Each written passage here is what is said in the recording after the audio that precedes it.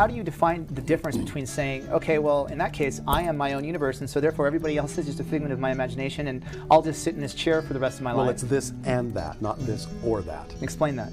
Well, most people on this planet have kind of an exclusive mentality, and it's really got to be an inclusive mentality. All perspectives are true. And so the idea is that, yes, you are your own universe. That doesn't mean other people aren't real. It's just that you have to create your version of them out of your own energy in your own universe in order to know you're interacting with someone else. In a sense, therefore, everyone is having that same perspective. Everyone is their own universe, and they have to, by agreement, by a collective agreement, create interactions. We've all agreed that pigs can't fly, so therefore pigs can't fly. But right? in some realities, they probably can. But if I'm like, if I'm so convinced that pigs can fly, yes, then pigs can fly. In your reality. But is my reality at the local hospital? Well, but see, that's the thing. I think in some cases, people that we call crazy are simply seeing another reality that's not the mass consensus reality. It doesn't mean necessarily. Not in all cases. It doesn't mean necessarily that what they're seeing is not just as real. To them. To them. And it may actually be just as real as anything is to you. But it may not be that they're sharing the mass consensus reality. And so we shut that out. We say they're crazy.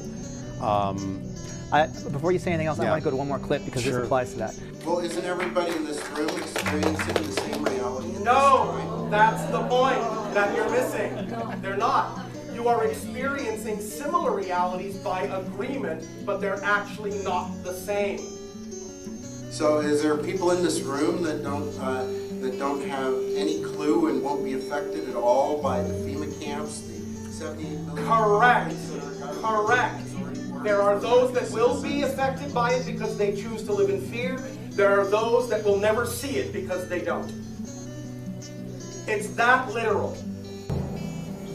Can you share with us if the population of the planet is going to be significantly reduced? Which planet? Which Earth? This current reality. You're missing the point. You are shifting from parallel reality to parallel reality billions of times per second. Decide what reality you prefer. Some Earths will be depopulated, some won't. Any variation of this idea that you can imagine is real. Shift to the one you prefer. They're all real. Shift to the one you prefer. Period. You understand? They're all real. Shift to the one you prefer. Yes, no. I understand what you're saying. No, you obviously don't. How to shift to a world where you are shifting. You are always shifting. The way you shift to the world you prefer with the energy you prefer is to be that energy yourself first and stop buying into the ideas of fear. But I try and look at reality of the world around me and interpret it. You are forgetting what we talked about in the sense that every single thing is fundamentally neutral and has no built-in meaning. It doesn't matter how it looks. Remember, the measure of the fact that you have changed is not based on whether the outside changes. It's based on whether your response to the outside changes, regardless if it looks the same. That's how you know you will not be affected by anything you don't prefer to be affected by. Because that's the energy state you've created, and it doesn't matter how it looks, and it doesn't matter what anyone else's intention is toward you. You cannot be affected by someone's intention until you believe you can be or choose to be. So are there people in this reality right now that just looking back to the past were not affected and didn't have a negative result from all the actions that have been taken so far? Yes! Wrap your mind around it. This clip that we just showed is this guy struck me in the audience. He came up, he's got this wild hair, and he says, what about the FEMA camps? What about chemtrails? What about this and the other thing?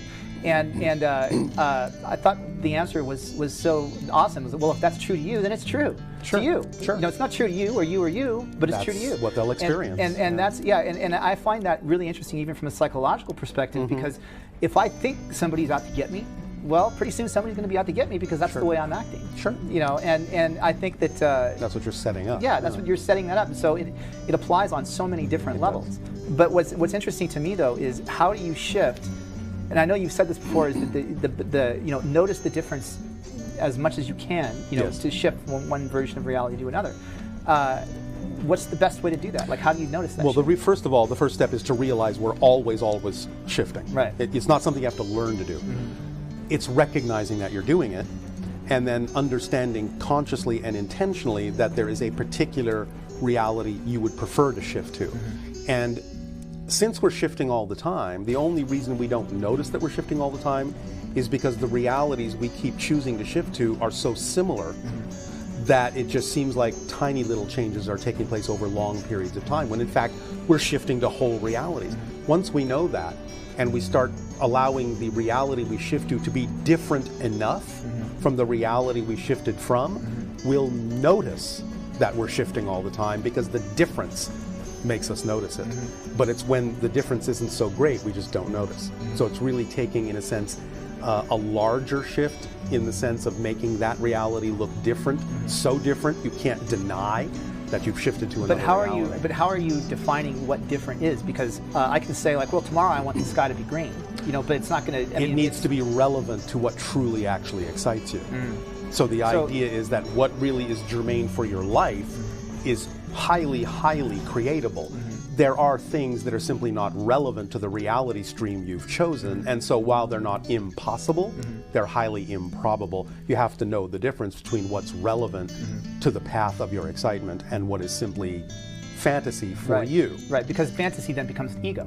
And if I read my Bible or my you know, whatever, any great master's teaching, it's that as soon as you start operating from your ego, then you're basically, again, a victim, and you can't control any of that. Right.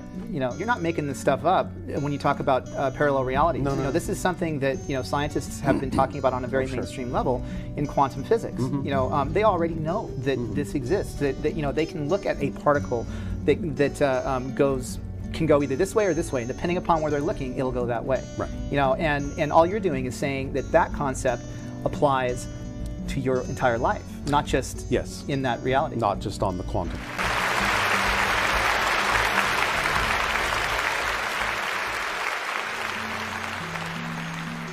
Siga nosso canal e para não perder nossas novidades, ative as notificações. Deixe seu like e compartilhe nossos conteúdos com seus amigos. E se puderem, seja apoiadores de nosso canal. Os links estão aí abaixo na descrição do vídeo. Assim você nos ajuda na divulgação desse nosso trabalho. Namastê a todos e até a próxima. E até a próxima. E até a próxima. E até a próxima.